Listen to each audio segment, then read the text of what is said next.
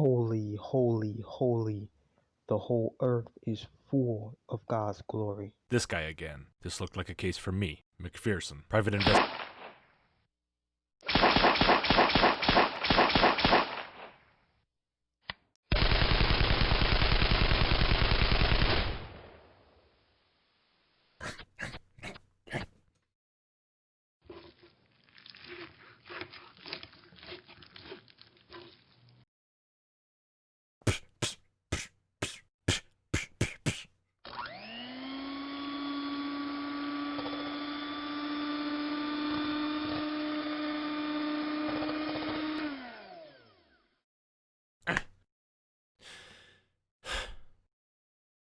You were saying? Superheroes prove God is real. Yeah, so full disclosure here, I was planning to do something totally different, and I went and made basically a whole 25-minute video about something else. But then I realized that around the 7 or 8 minute mark, I had misinterpreted a critical piece of one of his claims, and for the rest of the video, basically I was arguing against that misinterpretation, so essentially a straw man. Unintentionally, of course, but a straw man nonetheless. And if I know that most of the video is based on a mistake like that, I'm not going to publish it. So I had to scrap that video, and that really sucked. And I wasn't in the mood to find something interesting or difficult or thoughtful to do. I was in the mood for something stupid at that point. So here we are. The S symbol that Superman wears stands for hope, The S in hope is silent.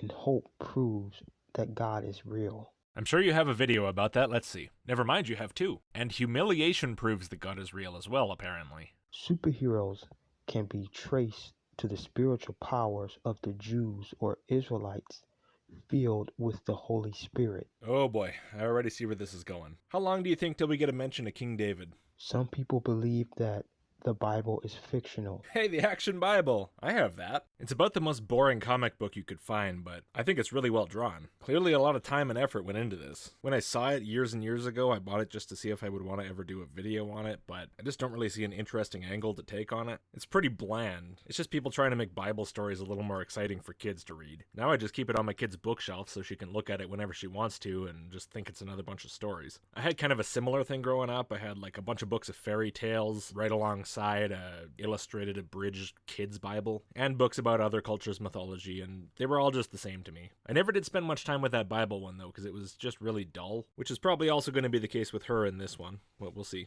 Some people believe that the Bible is fictional, yet people are watching Dragon Ball Z, Superman movies, Bleach anime, etc. Yes, some people think the Bible is fictional and also watch other things that are fictional. Samson had powerful strength. King David had power of faith. And Joseph had the power to interpret dreams. World's lamest trio of superheroes. Wow. Super strength, sure, that's cool. But power of faith, that's almost as lame as power of heart from Captain Planet. And the power of interpreting dreams, I got a fortune teller down the street who'll do that for $5. 1 Samuel chapter 18 verse 7. And that's my cue to skip ahead 20 seconds. I think I'll do that whenever I notice a Bible verse coming from now on. And 20 seconds ahead, we'll jump back in right here. Of the Lord. This Bible is a superhero book. Sort of, at times. To me, that does not speak in its favor. King David was a man of war, and he had the spiritual anointing of God that most people don't have. Moses' staff that he was holding in his hand from God transformed into a serpent. Okay, look, you don't need to go any further with that, because I'm willing to grant you that people in the Bible had superpowers, basically. We can argue all day about the quality of those superpowers. I mean, turning a staff into a snake is... I don't know how you're going to apply that against a supervillain. It's kind of like a mystery man power. If you're going to eat cake, you ought to use a fork. Maybe he could send it under the door or something to spy for him. Maybe it's even poisonous and it could bite people, I don't know. Point being, though, I'm not going to argue with you about whether what these characters do counts as superpowers. We'll just say it does, I'm perfectly fine with that. I'm not here to debate whether Bible characters are superheroes. I'm here to figure out how superheroes prove that God is real. And I've just started to notice how much these X proves God is real videos follow a formula. Make a claim like The Legend of Zelda proves God is real, or Wonder Woman proves God is real, or plants prove God is real. Say a bunch of random stuff kinda related to the topic, but that in no way proves the point, and then end the video by saying, X proves that God is real. I would love to see one of these where the actual point is addressed. Unbelievers or atheists say that God is not real, and they say the Bible is fake. But they watch Avengers, X-Men, anime, superhero type of films. How can these stupid atheists think X-Men's a historical documentary but not believe the Bible? Both of them have superheroes in them, so if you believe the X-Men is true, you must believe the Bible's true. Is that actually the point you're trying to make? Because it sounds like that's the point you're trying to make, but you might just be fumbling through the video and not really thinking. Why not open the Bible, which is filled with superheroes, which are men of God? It's because Avengers movies are kind of fun most of the time. They can be kind of an entertaining way to waste a couple hours if you got nothing else going on. And the Bible is like 1,000 pages of not even necessarily the most boring stories, but the most boring kind of writing. If it was at least presented in a more engaging way, maybe people would go and read it more often. But unfortunately, it's not. It's not even necessarily the fault of the people who wrote it. I mean, maybe in their time that was the absolute top tier of storytelling, but things are a little bit different now. At least the Action Bible here is an attempt to kind of update it. Of course, it leaves out a lot of stuff and doesn't really tell it the way the original authors would have wanted, I don't think, but you can tell that at least the authors of this saw the same problem I do. I've read some of this and I don't think they managed to do a very good job fixing the problem. But of course, they are trying to sell this to a Christian audience. They're trying to keep it pretty close to the Bible stories, so they have a lot of constraints on the way they can tell the stories. Some atheists visit the movie theater whenever a superhero film is released, but the real life superheroes are in the Bible and they were real. Don't get ahead of yourself, you haven't actually established that yet, but I bet there were some atheists in the audience for that Noah movie that came out in like 2014, was it 2014? I meant to watch that myself, I haven't got around to it yet. And I know some atheists who've watched and really like the Ten Commandments with, I think that was Charlton Heston. And then there's that animated movie, The Prince of Egypt, from DreamWorks, and they made a Joseph movie too. And then of course The Passion of the Christ, or that Martin Scorsese one, The Last Temptation of Christ. And apparently in 2014 there was a Ridley Scott movie about the Exodus. That's the guy who made Alien and Gladiator, and it starred Christian Bale. And okay, I don't think anyone went to see that one. I've never even heard of it. I'm frankly shocked by the fact that it exists and I don't know about it. People watch these movies whether they're religious or not. If you're complaining that people go and see big event movies that aren't based on Bible stories, well, make a big event movie that is based on a Bible story and people will go and see it. Even atheists. I mean, I'll acknowledge that some of the Bible stories, if you don't present them in that really bland, this happened, then this happened, then this happened, like court transcript style of storytelling. If you tell it in a more interesting way and make it visually engaging and whatever else you need for a movie, people are fine with that. I'm fine with that. Mythological stories can make for great movies. You just got to try to make it interesting as a movie, not just as a Bible movie. Christ, the Son of God, of course, had spiritual powers. Even now he has them. He teleported, just like the characters from a fantasy story or a fictional story such as Dragon Ball Z. I know you didn't mean for that to make Jesus sound less like a real person, but I very much approve of the way you put that. Why are superhero action TV shows about spiritual power and anime so popular? The Father put it there. God put it there. Oh, so we're finally getting to the actual argument for why superheroes prove God is real, huh? So I think the argument is people like superheroes. The reason people like superheroes is that God made them like superheroes, maybe so they would gravitate towards the Bible or something. Not 100% clear on that point, and therefore God is real. If that is in fact the argument, I have a slight problem with assuming God is real in the premises of the argument meant to prove that God is real. As it is written, the whole earth is full of God's glory, God's power.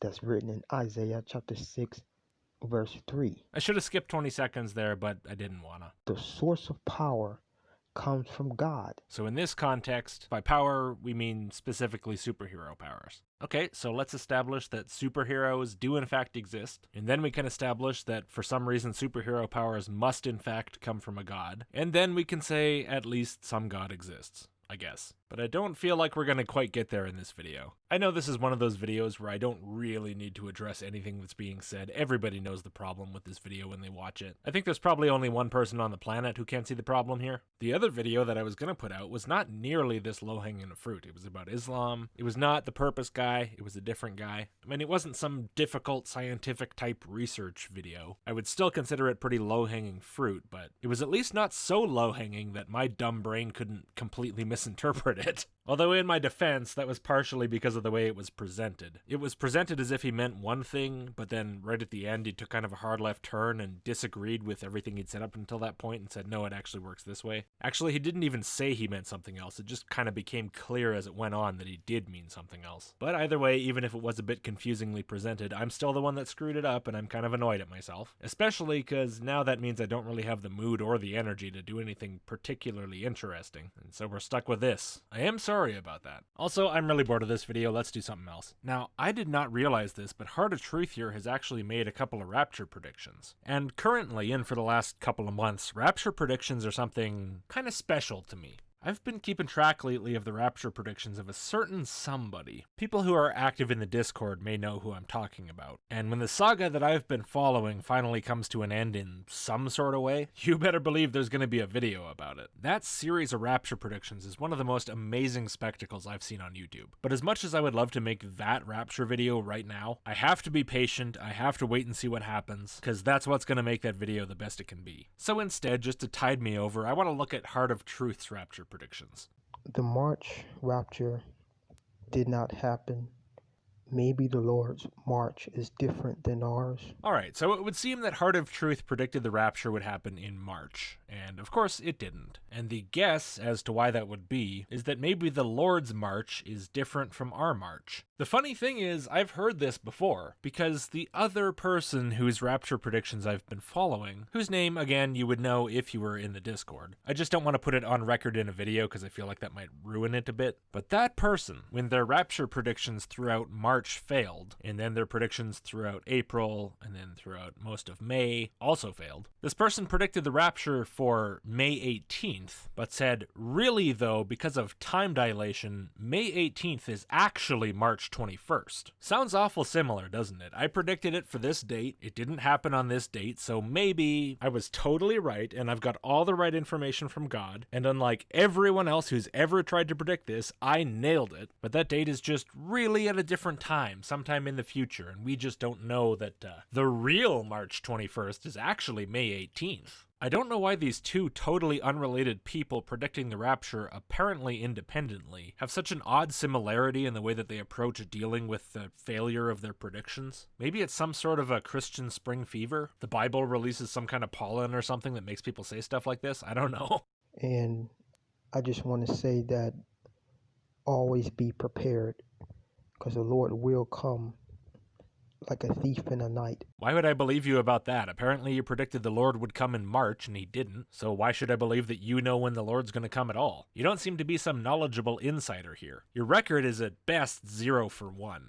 All the signs connected very well, the visions and dreams from the Lord, and that is why I made those videos about the Lord's return in March. Okay, so the signs all connected up very well. Your visions and dreams all lined up to say that the rapture would happen in March. And now, as of when I'm publishing this, I guess it must be June, and no rapture. So if the visions and the signs all lined up perfectly to indicate one date, and that date was not true, have you stopped to question the validity of lining up signs and dreams as a way to predict future events? Even though he did not return, I still believe he will return in spring. That makes it easy, so I suspect that I will be publishing this on June 11th. And what's the first day of summer, the 20th? Alright, I guess we'll find out in just over a week, eh? Good luck. But for now, let's check out the previous rapture prediction. All praises to the Most High and His beloved Son. This is another video about Jesus' return in March. I want to explain why there was a delay, because I announced last year that Jesus was returning in March. So this wasn't even the first one. The first one was a year ago, and that failed. All right, I'll bite. Why did it fail? It has been an entire year, and this connects with the delay from the parable in Matthew chapter 25. And then you go on to long-windedly read some parable. I don't care. What concerns me is, so you made a prediction based on your dreams that the rapture would be on a certain date, but there's a parable that says there's going to be a delay from, I guess, whatever you guessed, and you didn't think to take that into account. Again, why am I supposed to take you as an authority on when the rapture is going to be? I have announced last year that the Lord is coming in March and spring. It has been an entire year. The delay connects perfectly with the delay of the bridegroom, which is Jesus, from this parable. For the 10 virgins to meet the Lord, they had to receive the message to meet him. I had received the message that the Lord was returning in March last year. So you received a message, I can only assume from the Lord, that the Lord would arrive in March last year. And you believed it because, of course, the Lord would never lie. But it turns out the Lord lied, and what he meant was he'll return in March this year. Except he didn't. I gotta say, if God is real and he's actually giving you these messages, he seems like kind of a fun guy. He's a prankster. I like him. Please get ready to leave this spring. The days are ticking down there, buddy. I can't say I'm entirely worried. Alright, well, I think I'm going to call that a video. It's not much of one, but at least it's one. The other one would have been a lot better. Too bad I wasn't more careful, but that's what I get for not paying attention. Do me a favor though, if you like my videos and you want access to them a day early, and you're into the idea of platform independence, meaning if YouTube decides to get a bug up their ass about something, I can keep getting my videos to you, sign up to my email list at list.logicked.com. Over 5,000 satisfied members so far, or at least people who haven't unsubscribed. That's a pretty good number, I'd say, but even so, it's only 4% of the people who subscribe to my channel. Give it a chance, maybe you'll like it. And as usual, subscribe, like, whatever. I am tired of making videos right now, and I'm gonna go lay down. See you next week.